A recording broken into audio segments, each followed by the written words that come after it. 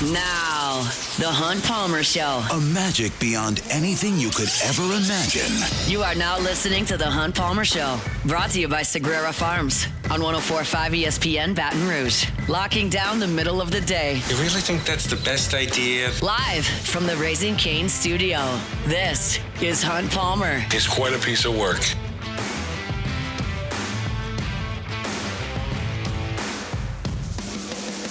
Hour 2, Thursday edition of the Hunt Palmer Show, officially working towards the weekend. Appreciate you hanging out with us. Thanks for Joe Healy and Luke Johnson for jumping aboard in hour number 1. Chris Blair will be with us in 15 minutes talking LSU baseball as the Tigers head to Athens, Georgia to take on the Georgia Bulldogs. LSU's got another basketball player in the fold. We'll talk about that in 30 minutes.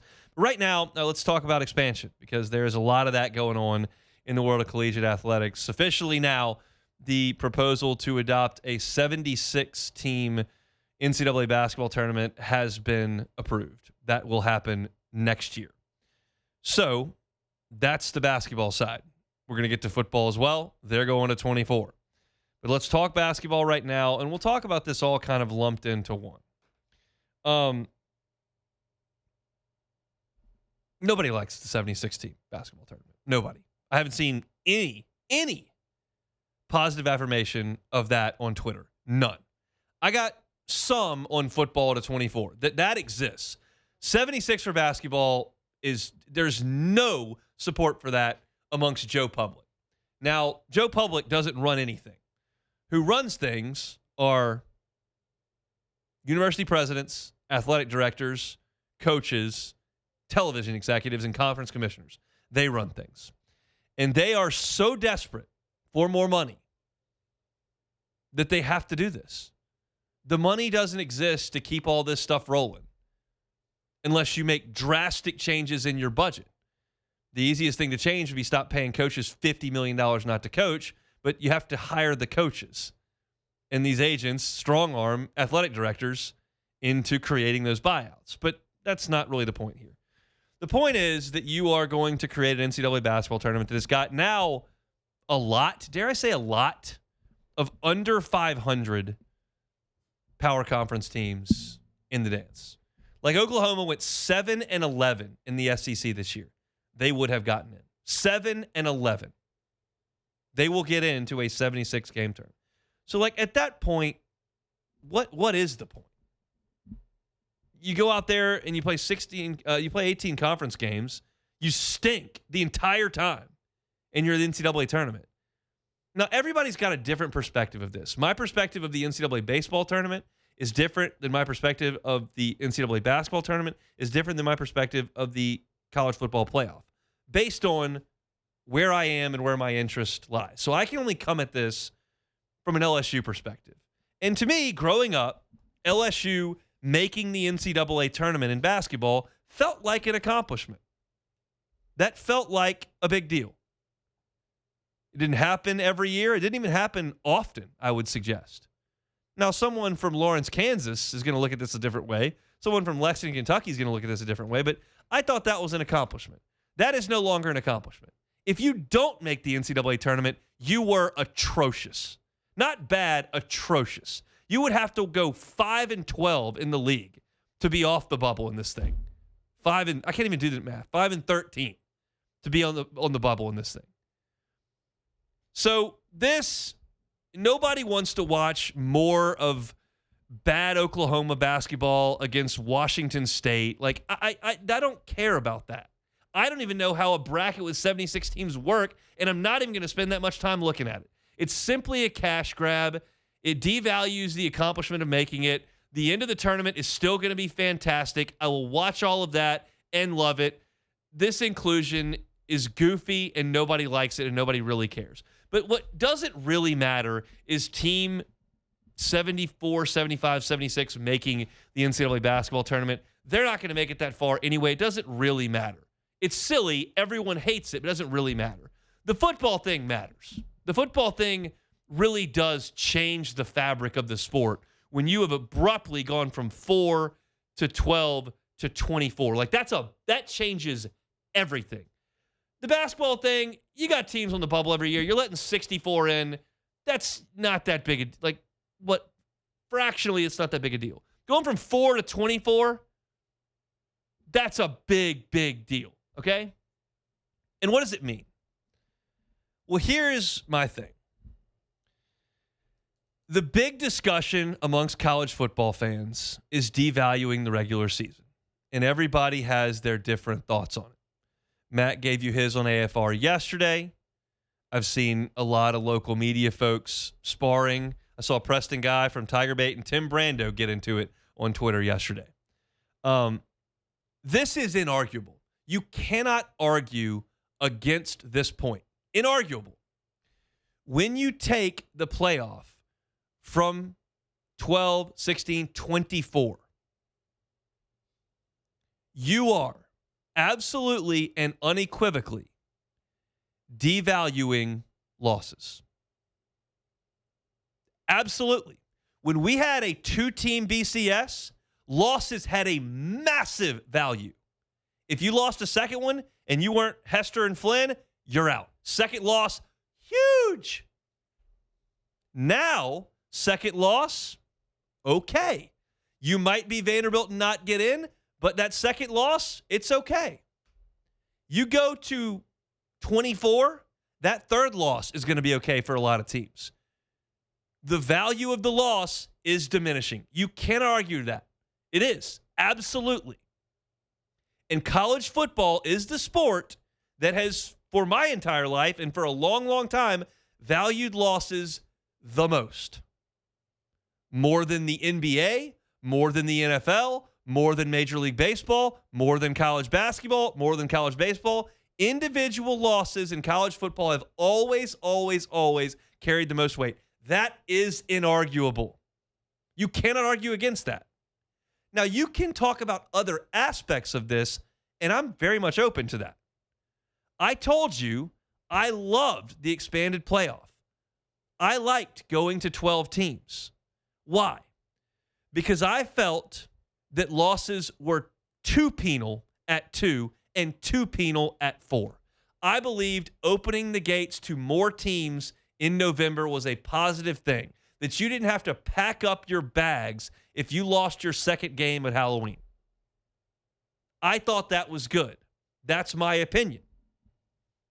I did not think you were devaluing Ohio State and Michigan by expanding the playoff to 12. If you're playing to get in that conference championship game and you're playing to get that bye, that's a big deal, even if you're both undefeated and you're both getting in by the time that game kicks off at 11 a.m. on whatever day that is, December 1st, November 28th, whatever. I didn't think that was devalued in that sense when you went to 12. And I don't necessarily think that it's completely devalued if you go to 24. But I do believe you have pushed it too far going from 12 to 24. I believe going from 4 to 12 was great. I believe you have gotten to the point of diminishing returns on keeping people invested when you go to 24. That's my belief. Now, part of the plan here is to shorten the schedule and to play that championship game as quickly after the 1st of January as you possibly can. I am for that. I think that is great. The calendar is a mess. This is a good idea to shrink that calendar. And when the conference championship games are a casualty of that, I'm okay with it. I don't personally need the SEC championship game and need the ACC championship game and need the Big Ten championship game. I don't need them. And what you do when you create them is you create an opportunity for another loss. You allow teams to play themselves into a loss. And that has always been a little bit flawed. Now, SEC teams have not traditionally paid too harshly for it. Yes, Matt Mauck crushed Tennessee. Absolutely. Yes, Alabama was on the brink as they picked their third loss in the championship game, and we didn't know how that was going to work out. And it hasn't always worked out for the SEC, but more often than not, it has. But playing yourself into an opportunity for another loss in this sport that's still pretty penal for losses was always a bit of a flawed idea.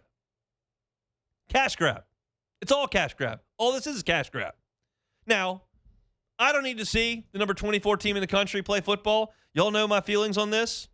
Y'all know I have no interest in Tulane playing Ole Miss. I have no interest in James Madison. I don't even remember who went up to Autzen this year to play Oregon. Was it James Madison? Is that who it was? Yeah, it was James Madison. Awesome. I already forgot because they shouldn't be in the tournament. And Tulane shouldn't either. The only reason I know it was them is because LSU was involved with Ole Miss's head coach, and Tulane's down the street. They don't need to be in it either. And so I don't care about the back end of the teams that are in the 20s. If you're the 23rd ranked football team in the country, by definition, at a championship standard, you're not very good. I've watched LSU play for a lot of years. I've seen them be the best team in the country. I've seen them be the 4th best team in the country. I've seen them be the 15th best team in the country. I've seen them be the 24th best team in the country. It's a wide chasm. And this is a cash grab too. But I don't think it's ruining the sport. I don't. I think they've gone too far. I wouldn't move it, but I don't think it's ruining the sport. I don't think LSU and Bama in November is going to feel significantly different based on the general set of parameters that are around it. That loss might not hurt as bad, but that stadium's still going to be full. Those televisions are still going to be on. You're going to be locked in. You're just going to have to understand that more teams are going to get in. More teams are going to be interested. Now, the thing I would push back on is this is going to invite a lot more coaches to schedule big-time non-conference games. Oh, you can lose more. You can schedule big-time non-conference games. Did y'all listen to Lane Kiffin? That man is not putting Ohio State on the non-conference anytime soon. He is not putting USC on that anytime soon. He's not putting Oregon on that schedule anytime soon because losses still do hurt badly, and you are under no obligation to schedule them. You can still, at this point, schedule wins. And so I don't think that this expansion is just going to open the floodgates for everybody that's a blue blood to start visiting each other's stadiums. Nope, these coaches are here to win. They lose 3 games, they could be out of a job. So they're going to schedule Rice, not Ohio State. I don't like this, but I don't think it's ruining college football. And to suggest that, I think, is too much. I loved going from 4 to 12. Loved it. Think it is way good for the sport. Home playoff games, more teams involved after Halloween, way better. You've reached the law of diminishing returns on your expansion by going to 24. But the fact of the matter is that all these athletic directors are chasing dollars, and they've got to have them because they can't, as soon as they come in, they go right back out. So they got to do whatever they can to make money. And as we always do in all these sports, you chase the dollar, and that's what they're going to do. I don't like it. It's not going to ruin college football. And I think that expanding the NCAA basketball tournament is really dumb. But, again, it's not going to matter because once we get down to the top 32, 16 teams, we've got really good basketball in our hands. Just got to whittle out the bad Oklahoma. It could be LSU teams that don't really deserve to be there. They'll be gone in 2 days anyway. Silly, but they're just trying to make more money. Let's talk some baseball with Chris Blair. We'll do it next. The Hunt Palmer Show. Lifetime Roofing, lifetimeroofingla.com, lifetimeroofingla.com. It's not just roofing. It is not just roofing at Lifetime Roofing. They also will help you out with your siding. They also will help you out with your gutters. They also will help you out with your windows. Everything on the exterior of your home, they can help you with at Lifetime Roofing. Anywhere throughout South Louisiana, over into Houston area, Lifetime Roofing is happy to come help you out. They've also got financing available, 0% up to 18 months. If you got a deductible you've got to meet, but you'd like to finance that as well, they can do that at Lifetime Roofing. As of January 1st, a lifetime workmanship warranty that covers the workmanship as well as the materials, and those are backed by Certainteed, one of the oldest and most trusted names in building materials. Need a new roof? Need gutters? Need siding? Need windows? Lifetime Roofing. Find them at lifetimeroofingla.com. You're listening to The Hunt Palmer Show, brought to you by Sagrera Farms.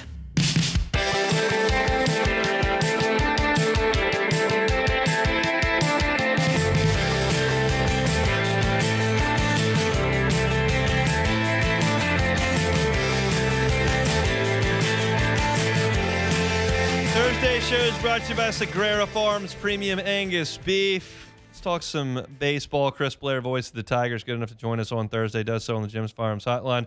Chris, how are you? I'm good, man. Just getting ready to climb up on this plane, head to Athens.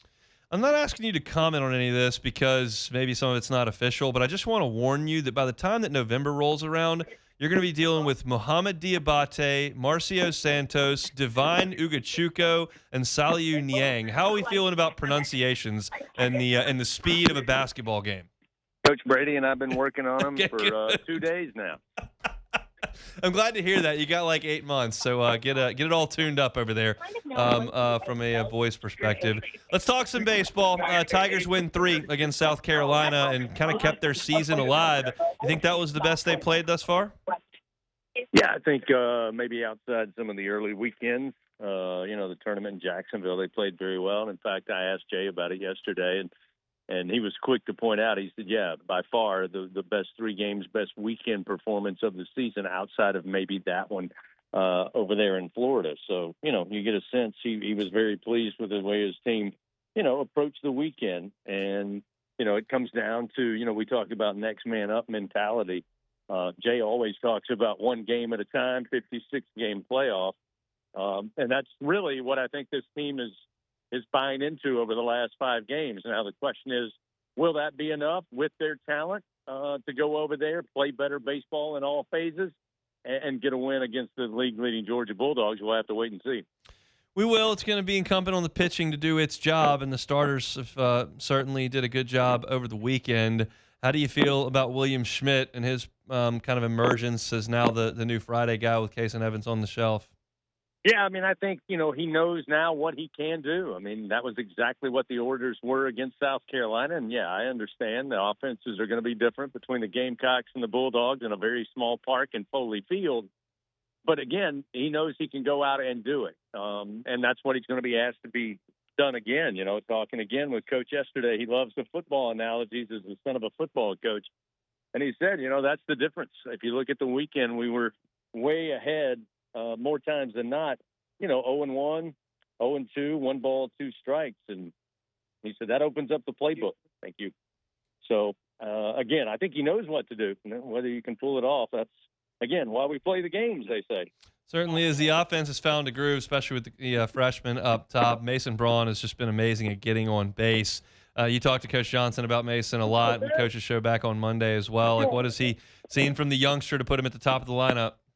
Well, I think, I didn't look at it this morning, but he's fast approaching, he's getting closer to 500 on base percentage. Yeah. So, I mean, that's the job of a leadoff man. So I think that speaks for itself, not to mention the fact that not only has he been able to draw a bunch of walks because he's disciplined at the plate, we saw it on display Tuesday night, at least a handful, at least I know twice he got down 0-2 and worked both counts full and eventually got aboard by way of walk. So, he's doing the job. Get aboard. I think you add the fact that he has kind of settled into that role, at least here of late. And then the production you're getting on the back half of the order with the guys who have been thrown into action, like William Patrick, Jack Rucker, Tanner Reeves.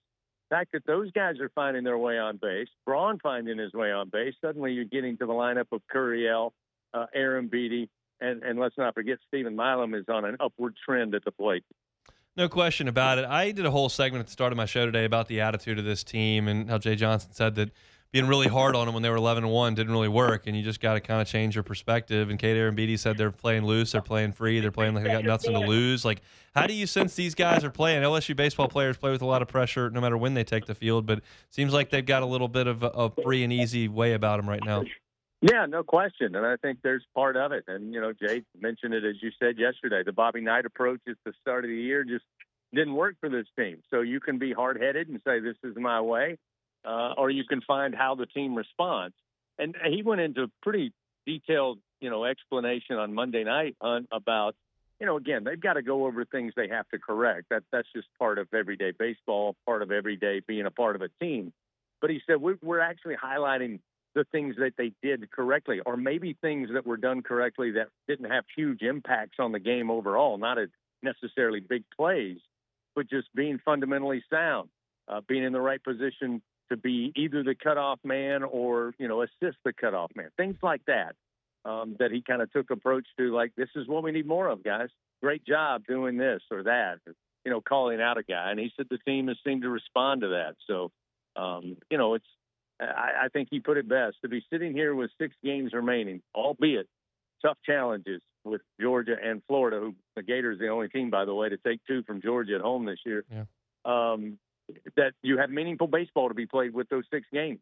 And, if these guys want to have a chance to play beyond the SEC tournament, that's what they'll have to do. They'll have to put it together. So I think they're all kind of, that's the same mindset. I mean, that's the sense I got waiting around for the plane today. We all hung out at the box from about 9:30 to 1:30 till we took off. And that's kind of the mindset. It is a loose feeling in the clubhouse. Well, I'll let you get to it. Enjoy the weekend in Athens and the baseball. Have some great calls, and we'll talk next week. Let's hope we can get us some wins. That would be very nice. He is Chris Blair, the voice of the Tigers. You can catch him on the Jay Johnson Show coming up on Monday.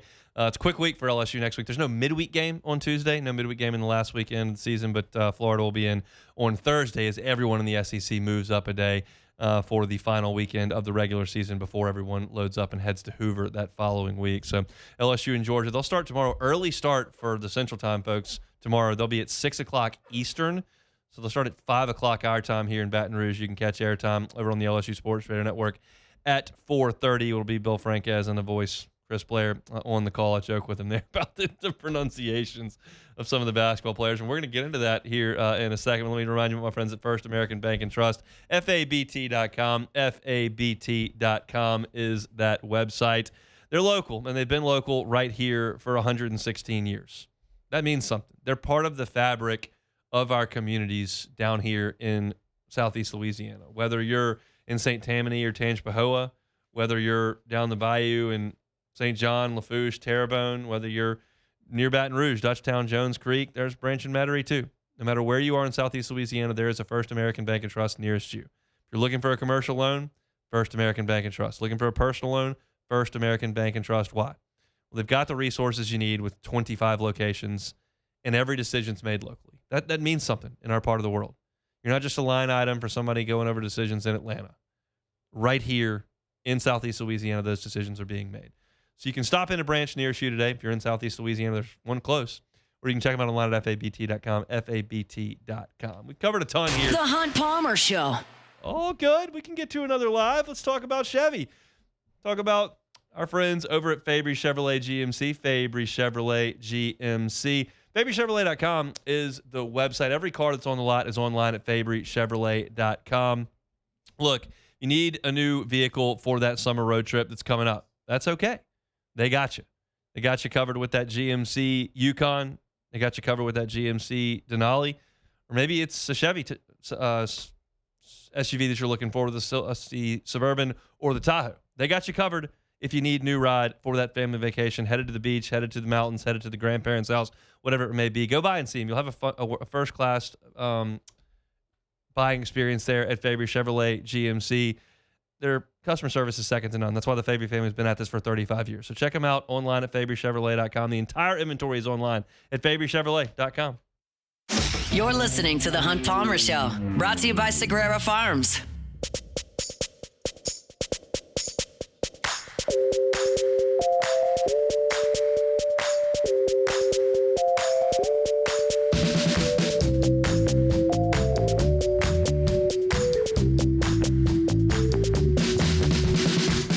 Time for steaks at the Palmer House. It's time for Sagrera Farms. Ribeyes, fillets, strips, had them all. They are fantastic. Time for burgers at the Palmer House. It's time for Sagrera Farms because their ground beef is just better than anything that you're buying wherever it is that you're buying your local. Talking about beef that is prime every single time. Every single cow on that pasture, you're talking about a 3-year journey. It's genetically mated, premium cattle, raised on grass, finished on grain, dry aged 45 days for incredible tenderness, incredible flavor. Marbling's fantastic. It's just different. You're probably paying premium prices wherever it is that you're buying your beef right now. Are you getting a premium product? Do you know how many DNA are in that pack of ground beef? Do you know that there weren't improper use of antibiotics or steroids? Do you know where it came from? You don't have to ask any questions at Sagrera Farms, and the product is going to be fantastic. So call Sean Sagrera, 225-719-1723, 225-719-1723, and change the way you buy your beef. Change the way that your dinners are at home. Palmer family's done it, and we are not going back anytime soon. It's Sagrera Farms. They bring our Thursday shows each and every week. All right, so Will Wade is adding to his roster. Day by day, maybe. We'll see. The first to happen was Mo Diabate from Kentucky. He comes over. He's a long wing who can do some slashing, but is a defensive menace, a high-energy player, a great rebounder, Guy that's been in the NCAA tournament 3 times. Like, that's Mo Diabate on the perimeter. Then we told you about Marcio Santos yesterday. He's Brazilian-born, 6'9", skilled three-point shooter, pick-and-pop threat, great cutter, great mover without the basketball, 23 years old, can finish around the rim. Not a super athlete. I compared him in my my portal profile on LouisianaSports.net to Darius Days a little bit. Good length, good athlete, not a great athlete, good shooter, pick-and-pop threat at 5 feet and in. I think that's a comp that's reasonable for Santos. The first guard ad today was from Michigan State. Now, I'm going to nail this name because I've looked it up, but I have to make sure I'm focused to do it. I can't just go right off the cuff. Divin is the first name. We got that covered. Divin Ugochukwu. Nailed it. I'll get there. But for those scoring at home, you've now got Mohamed Diabate, Marcio Santos, Divin Ugochukwu, and potentially Saliu Niang, who's not involved yet. This is going to be one whale of a team to pronounce for Chris Blair and John Brady. But Divin Ugochukwu is a very intriguing prospect. He's from Texas, and he's 6'3", 190 pounds. He was a 3-star recruit, signed with Miami. He was on the Miami team that Jim Larinaga quit on right at the beginning of the season. And that team was going nowhere fast. They ended up going 0-10 to start ACC play. But he got a lot of experience on that team as a freshman. He played in 28 games, had 16 starts, averaged 20 minutes a game. And his numbers weren't flashy. He shot 43% from the floor. He was really bad from 3 as a true freshman. Shot 6 of 34 for 18%. Was only a 51% expected field goal percentage shooter from the free throw line, 63%, not great. But he played a lot as a freshman. So he transferred out of Miami because Larinaga had left, and he went to Michigan State this past year. And he carved a niche as a starter, as a sophomore at Michigan State, who was a top 10 team for a lot of the season. He played in 22 games. He had 12 starts. And then in early February, he had foot surgery, and he never came back. But he made some improvements at Michigan State. He shot 51% from the floor. He shot 44% from three-point range, 19 of 43. So he was 18% at Miami, 44% at Michigan State. Now, the free throws were still not great, 56%, but he also had 34 assists, got in there for 9 steals, 3 blocks. I watched the highlight tape, and I realized that's a highlight tape. This happened about an hour before my show, and I decided to dig into it and got as much as I could before I had to go on the air. He looks to me like a pretty instinctive player. He gets his hands in a lot of passing lanes. He's got really good length on the perimeter. He's 6'3", but he's got long arms. He's a really good athlete. You'll see him get out in space. He throws down some huge transition dunks. He's capable of putting the ball on the floor and getting to the rim. And he shot it great in a very small sample size at Michigan State. You can get hot for a couple of weeks if you only play as a starter in 12 games and then get hurt. So I'm not here to tell you he's a dead-eye shooter. You bring in a guy that shoots 44% from the floor, you're thinking, from 3, you're thinking this guy is dead-eye. I'm not willing to go that far. He might be. He might have found something. Put in work. Izzo's a great coach. That's a great program, great culture. He may have found something. But I'm not quite ready to tell you that. I do think this is a good addition. When I look at Diabate, who is a really good defensive player on the perimeter, and I look at Divin Ugochukwu, who looks to be a really solid defender on the perimeter, and then if they can get Saliu Niang, who is also a freakish athlete with really long arms, who can play the 3 or the 4, that's another long and elite defensive athlete. These guys fit a mold that I think Will Wade is looking for. I need LSU to come up with a couple more things. And keep in mind, this is only 4 guys that we've got that we think are in the boat. 3 have been confirmed, and 1 with Saliu Niang that we believe will happen any time now. They need a point guard that's a true distributor. They need a shooter for sure. They need a 5 that can get in there and be physical. Right now, they've got rangy wing players. Diabate's a rangy wing. Niang's a rangy wing. Divin Ugochukwu is a rangy, probably 2 guard. They're going to list him as a combo guard. I don't know if he's ready to run the point or not, but he's certainly not like a distribute first point guard. And then Santos is an offensive player, not necessarily thought of as a very good defender. So they have some missing pieces, but you can see some of the pieces Will Wade is adding here with length, athleticism, and defense. You have to defend. You just have to. And one thing we know about Will Wade is that he has coached elite offensive teams at LSU and elite defensive teams at LSU. He coached an LSU team that didn't shoot the ball very well from three. He just coached an NC State team that could fill it up from three. He's pretty good at coaching to his personnel. Now, oftentimes they have had some holes. That SEC championship team that went, I think they were still playing 16. Maybe they were at 18. They went 16-2. They were at 18. 16-2 and won the league outright. They didn't have a lot of holes. They had Waters running the point. Skylar was fantastic. Then you had Naz Reid, who's an NBA guy. Cavell Bigby-Williams, who's an athletic five. You had Days. You had Javante. They had a lot of what you were looking for on that team. Marlon Taylor was on that team. But then there were some teams that had some flaws. Like the Javante team that had Cam Thomas and Trendon Watford. They could score with anybody. They couldn't defend anything. And the next year you came back and you had Xavier Pinson and you had Eric Gaines and you had Brandon Murray and you had some guys that could really defend, and they switched everything and they were really good defensively, but they couldn't score. Like they just weren't. They couldn't shoot. Pinson wasn't a good shooter. Gaines wasn't a good shooter.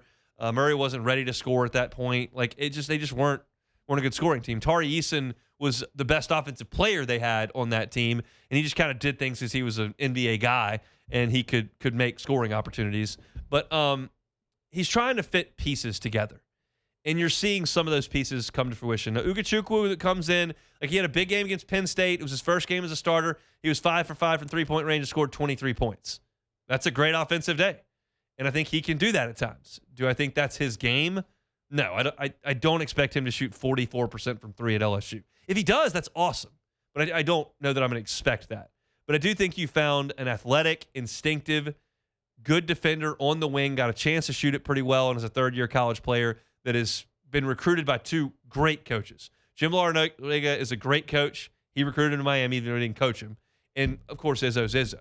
So you like that part of the pedigree as well. I checked some of the mentions when he went into the portal. I didn't see anything, like, super interesting. When Diabate entered the portal from Kentucky, the Kentucky fans were extremely complimentary of him. That didn't happen with Michigan State. And it was a short sample size, and he was maybe out of sight, out of mind the last month, because he missed starting in the middle of in early February. So he missed that through the Michigan State's couple wins in the tournament. But it's filling out, and I think Will Wade was telling the truth the other day when he said, we've got 7 or 8 guys. And like I saw on my algorithm, like fed me something on Instagram of these 2 guys that are NC State guys. It's this Triangle podcast, and they were dissecting Will Wade's interview with Jeff Goodman, and none of it was like, oh, he probably has some good players. It was all like, oh man, this guy, like he looks so tired, and he's got his timeline wrong with the extra from NC State. There's just so many sour grapes. It's just eerily similar from what you saw from Oxford when Lane Kiffin left. But it's a basketball roster that is so far away from completion, but we are starting to see some pieces of it, and I think that's a very, very good thing. And I think this is a quality add. They need a shooter. They need a point guard who's a dog, and they need a 5 that can go down there that's 6'10", 255. You need that. So they don't have any of that right now. They've kind of got some fringy guys, wing players, one-dimensional offensive players. They need some more, but that's coming. And Will Wade says that they're going to be a top 15 team talent-wise in the country. I'll say this. I love Will Wade. I'm glad he's the coach of LSU basketball, and I think he's going to win a lot of basketball games here. It would surprise me if I looked up on February 14th and LSU was in the top 15. That would surprise me. I'm not saying I'd be stunned. I'm not falling out of the floor. I'm not making some lavish bet like I'd get a tattoo on my forehead. I'm not going nuts here. It would surprise me if LSU was a top 15 basketball team in the middle of February. I'd love it, but there are a lot of really good basketball programs that are usually in top 15, and LSU being in that breath right now just feels foreign. We'll see, but I'll keep updating you. Got a portal profile right now at LouisianaSports.net. It's profiling Marcio Santos. I talked about him yesterday, but if you want to know about his game, you can check that out at LouisianaSports.net, and I'll have those coming as the commitments continue to pile up here for LSU basketball. But the latest today, Divin Ugochukwu.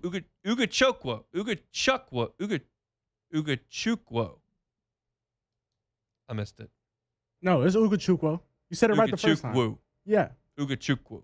I had it right the first time when I focused. Yeah, exactly. I just tried to say that one, and it didn't work. I'm going to have to look at it and think about it. Ugochukwu. We can get there, and we will get there. But look, Mohamed Diabate, Marcio Santos, Divin Ugochukwu, and Saliu Niang is not exactly a picnic on the mic. I'll tell you what, you'll learn his name way faster if he's hitting threes. That's right. And look, here's the deal. If Will Wade wants to go get a point guard named Anthony Johnson, that's fine with me. I would be in support of that. Yeah. Michael Smith sounds like a hell of a shooter. You're right. Go get him. Every team needs a Tootie Johnson, like a, Puff Rogers. Yeah. We'll see. If he wants to get somebody that plays like Tremont Waters, I'll take that too. I miss those days. All right, let me remind you about my friends over at One Bath & Closets. OneBathAndClosets.com is the website. David Duvall and his team, 30 years redesigning and remodeling bathrooms and closets. Yours could be next. Safety is a big deal in the bathroom, especially as folks age. So if you want to make sure the aging person in your life is mitigating that risk in that bathroom, talk to David. He can put in non-slip floors. He can put in some guardrails around some slippery areas. They can do a walk-in tub for convenience and safety. They can do a shower with a bench in it. All those things can mitigate the risk in the bathroom. So if there's someone aging in your life that you love, that you'd like to talk about mitigating some of that risk in the bathroom, David can absolutely do it. Go to onebathandclosets.com. Check for that free consultation. Look at the pictures. They're fantastic work. They'd love to work with you in One Bath & Closets. Been at it for more than 30 years. One Bath & Closets. Find it online at onebathandclosets.com. All right, we're closing up the show here on this Thursday, brought to you by Sagrera Farms Premium Angus Beef. Been a busy one. Got some news. I don't know if I would call it breaking news, but there is a little bit of news from Wilson Alexander, who's with On 3 now, on Sam Levitt. We'll do that, and then some Take It or Leave It next. The Hunt Palmer Show. Highland Insurance Group, HighlandIG.com, HighlandIG.com. Storm season is coming. You got to be prepared. And there are a lot of things that are complicated about a property policy that maybe you may not be aware of. If you just made sure that your renewal was at the lowest possible price and signed off on it, second set of eyeballs might be good this time of year. The Highland Insurance Group is happy to help you with that. They are experts. They have dozens of property carriers they're contracted with. So, one, they can shop for the best price if you're looking for that. Two, they can make sure you're covered. Make sure your deductible is right there in line with your risk appetite. Make sure that your deductible is properly rated. If it's a named storm, if it's just wind and hail, got to look at that. Business interruption. If you're not able to go into work for 2 weeks, are you going to get paid on that? What's the limit? These are the questions you need to ask yourself before storm season, and the Highland Insurance Group, Jonathan Carbo and his team, is happy to help you with that. Check them out online at HighlandIG.com. They can help you out throughout the state. They're on HighlandIG.com. This is the Hunt Palmer Show, brought to you by Sagrera Farms.